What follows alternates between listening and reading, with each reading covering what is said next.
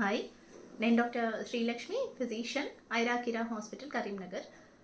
ఇవాళ మనం cancer patients గురించి కొంచెం తెలుసుకుందాం. ఈ వీడియో ఎస్పెషలీ క్యాన్సర్ పేషెంట్ వాళ్ళకి.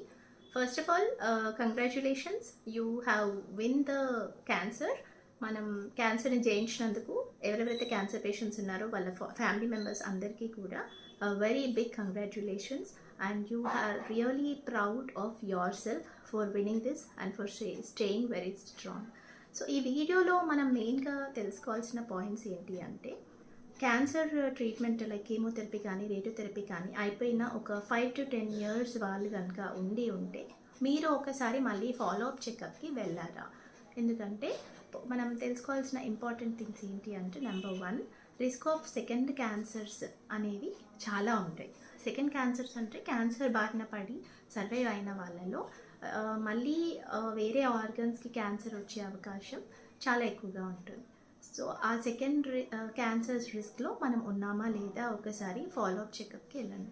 సెకండ్ థింగ్, ఆ కీమోథెరపీ రేడియోథెరపీ వల్ల మన బాడీలో ఆర్గన్స్ మీద లేట్ ఎఫెక్ట్స్ ఉంటాయి. సైడ్ ఎఫెక్ట్స్ ఉంటాయి, ఇమీడియట్ ఎఫెక్ట్స్ ఉంటాయి, లేట్ ఎఫెక్ట్స్ ఉంటాయి. సో సైడ్ ఎఫెక్ట్స్ అనేవి మనకి అప్పటి మందమే తెలుస్తుంది. ఇమీడియట్ ఎఫెక్ట్స్ అనేది ట్రీట్మెంట్ పీరియడ్లో, ట్రీట్మెంట్ అయిపోయినాక 1 month, 2 months, 1 year వరకు తెలుస్తుంటుంది.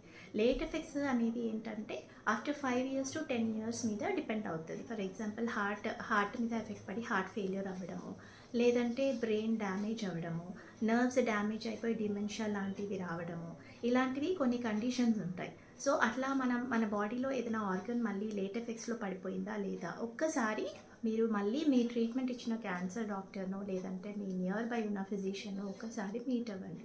So that me general checkup ఒకసారి చేసుకొని రిస్క్ ఆఫ్ సెకండ్ క్యాన్సర్స్ ఉన్నాయా, అదర్ ఆర్గన్స్ ఏమైనా ఎఫెక్ట్ పడిందా అనేది కంపల్సరీ ఒక్కసారి చెకప్ చేసుకోండి. Hope this video is useful for all. ఈ పాయింట్స్ తెలియకుండా ఆ డిలేడ్ ఎఫెక్ట్స్, సెకండ్ క్యాన్సర్స్ వచ్చిన వాళ్ళు మళ్ళీ లేట్ డయాగ్నోసిస్ అయిపోయి అప్పుడు హాస్పిటల్కి వస్తే మనం చేసేది ఏమీ ఉండదు.